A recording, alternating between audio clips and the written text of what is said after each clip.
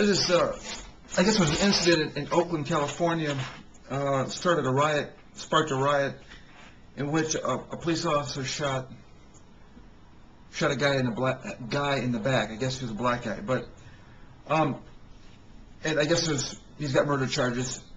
But it is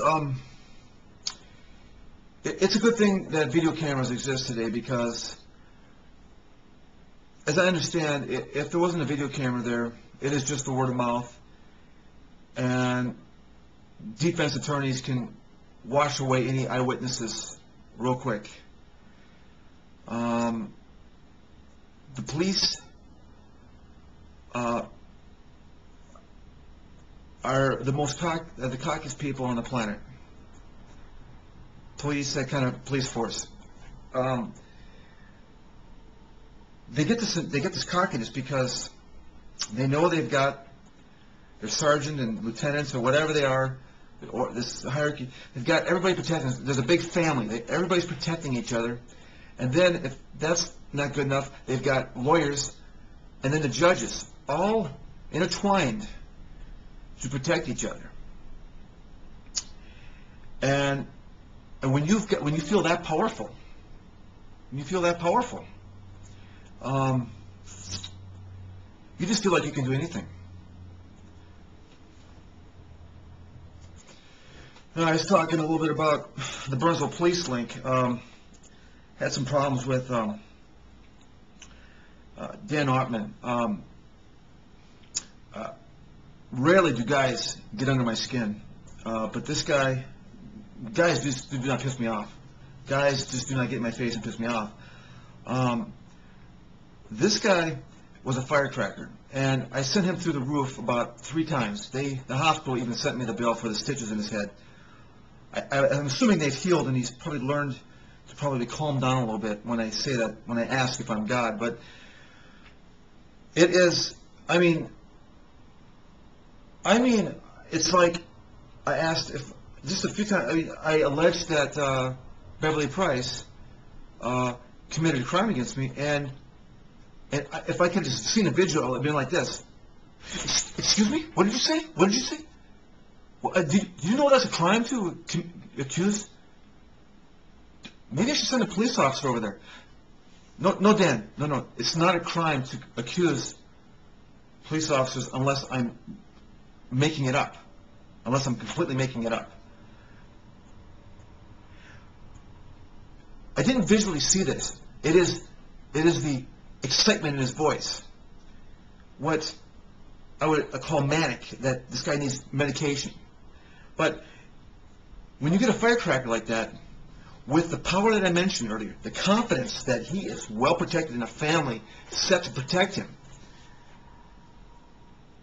then he gets a partner like Beverly Price, and what happens is that some black guy lips off to him, and I won't say Dan, I'll just say somebody, you get a duo like this, a dynamic duo, a firecracker and a crucifier. And what happens is that the guy gets shot in the back, and then the lady goes, "Ha! That's for being a child molester." So one's the killer, and the other's the social crucifier, and they realize that unless and like I say, luckily there's video cameras around, but this is the I have to amend it. I'm not saying that they've done this, but this is the type of behavior that happens. This is what can happen when you have these women who are social crucifiers. And as I mentioned in the women link, they're basically women like to use the system to pick on people and crucify them, and they don't like to kill. You'll never see a woman shooting somebody in the back. You'll never see that. They don't kill. They like to become a victim and use the system to crucify people.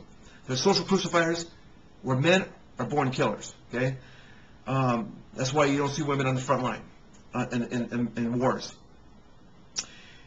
Anyways, I just want to say that I'm not saying Dan and Beverly did this. I'm saying it is this kind of behavior in which the Oakland incident occurs.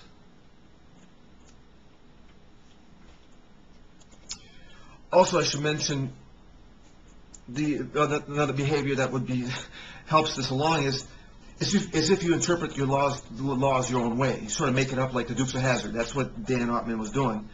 He's making up his own laws. He just understands what he wants to see and understands that he's got a big old family to protect him if things go awry. And when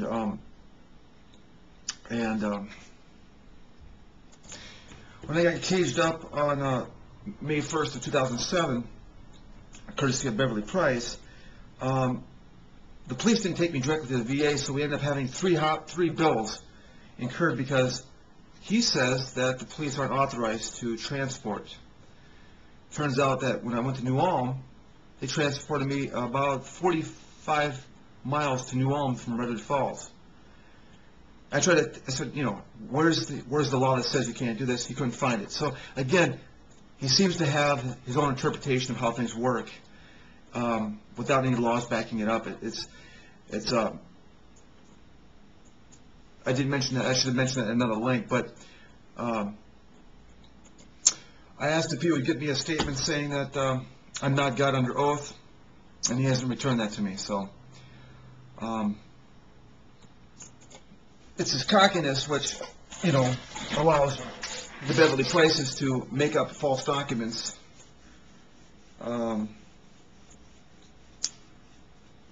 Because they feel they can just do anything they want. And it is this behavior, this cockiness, that resulted in the Oakland shooting. And again, if it hadn't been for videotapes there, video cameras, it would be a different story. And that's the thing about it, and that's why in the riots, you know, that's why the people are fed up with this cockiness, and they're, you know, fighting back their best way. I guess my best way is seeing if I can get the Burnsville police to actually conduct some real research, some real truth and justice, and start acting confident for a change that they're doing the right thing.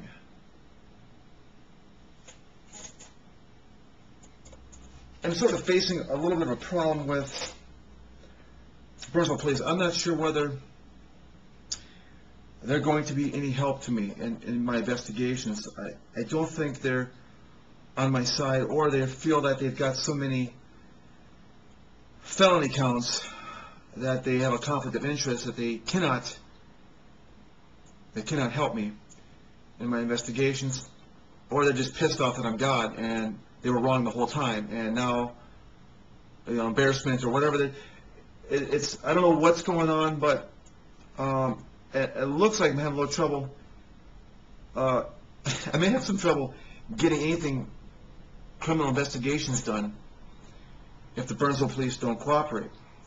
So I may have to cut a deal that releases all liability of all felonies, all crimes committed by the Burnsville Police Department, and I'm ready to do it. If they don't, I mean, if that's what it's taken, I don't know what their deal is, but they're not calling me, and I don't know if they're not calling. I don't know if they want me to step into the police department, the police office, and say, hey, I want to make a report here. Well, we know what happened last time I stepped in that office. 2 officers come out and an ambulance, and they take me away.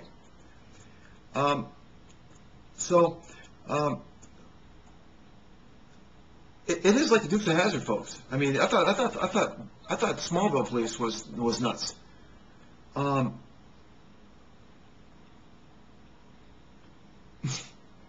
But I don't. It's got to be somebody over in Burnsville that is going to lend me an ear. Somebody in Sioux Falls looks like they're lending me an ear. Well,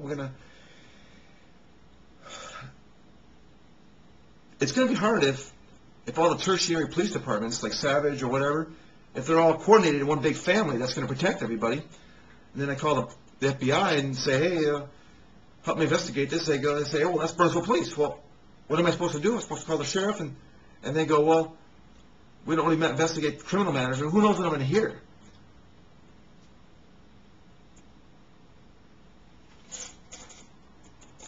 Or perhaps they're waiting for me to go postal or something. And they're like hearing all these complaints over the thousands of complaints over the past few years, and they're like, well, he's got to do something horrific here soon so we can arrest him. Or maybe they're waiting for that, but it's like, well, I think you have to do your job, and that is to call me and investigate crimes that I suspect are happening.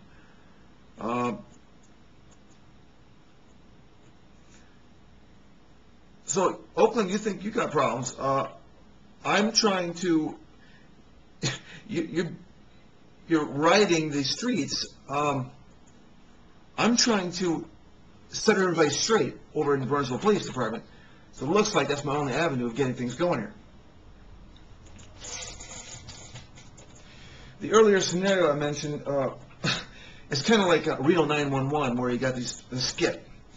And I walk up to, I forget the characters on the Reno 911, but I go,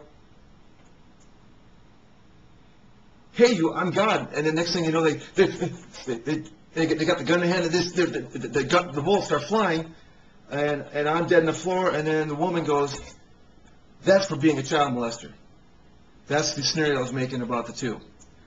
And it was as a joke, but this is the behavior from these dynamic duos, a man and a woman on the scene.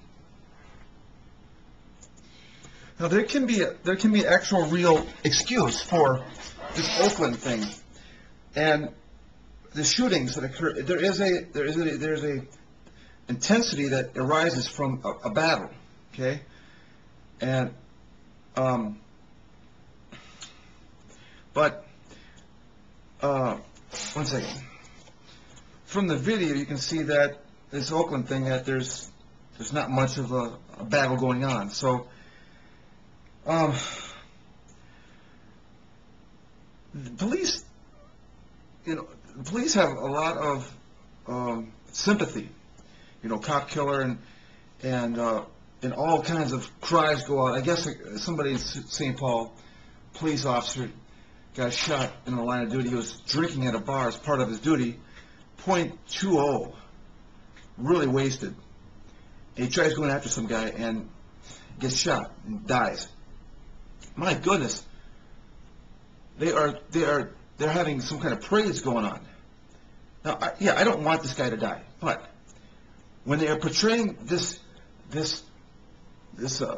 sympathy, while men are over in Iraq dying every day, and we hardly hear a word of this happening, other than 6 guys died today.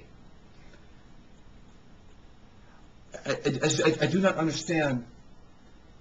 It doesn't make sense that this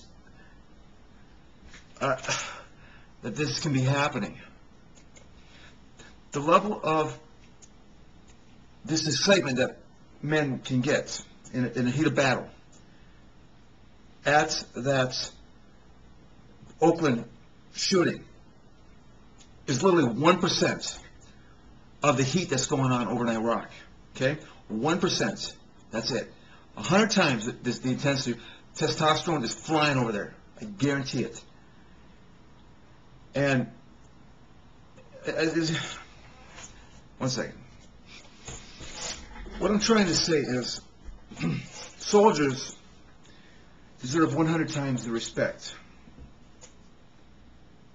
that police officers get, and they get about 1/100th.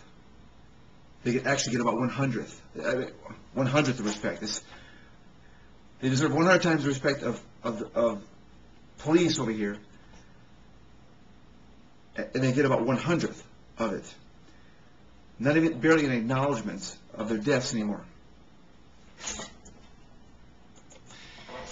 In fact, I think they got Bush set up some kind of system where families can't even bitch and moan anymore. They can't make it public. They can't. The deaths can maybe even show up. I'm assuming they can show up in the obituaries. But there's a level of public publicity that has to be minimized, as the lack of respect that George Bush and whoever authorized that bill has given the soldiers. So I'm telling, it's 100th. They should be given 100 times the respect, and they're given 100th. Shut the heck up, people. This is what they're saying. Families, shut the heck up. They're fighting for a country. Do not disrespect the country. And that's disrespectful to all those guys dying over there. That is bogus, man. It is serious, serious lack of respect. I mean, men are dying over in Afghanistan every day. And I'm not even hearing this on the news anymore. I'm not even hearing a death count anymore. It's just kind of washed away, like nothing's happening. And it wasn't I mean, I was just so sickened by these deaths occurring over in the wars. And then this St. Paul police officer, who's drunk off his mind, gets all his sympathy, kind of because he was an idiot out there. He's .20. Now, I'm not saying he needed to die. I'm just saying, but it's rude, it's inconsiderate to the soldiers overseas to be having a massive ceremony for this guy and not anything for these other guys. Not even an acknowledgement anymore that people are dying over in Iraq, in Afghanistan now.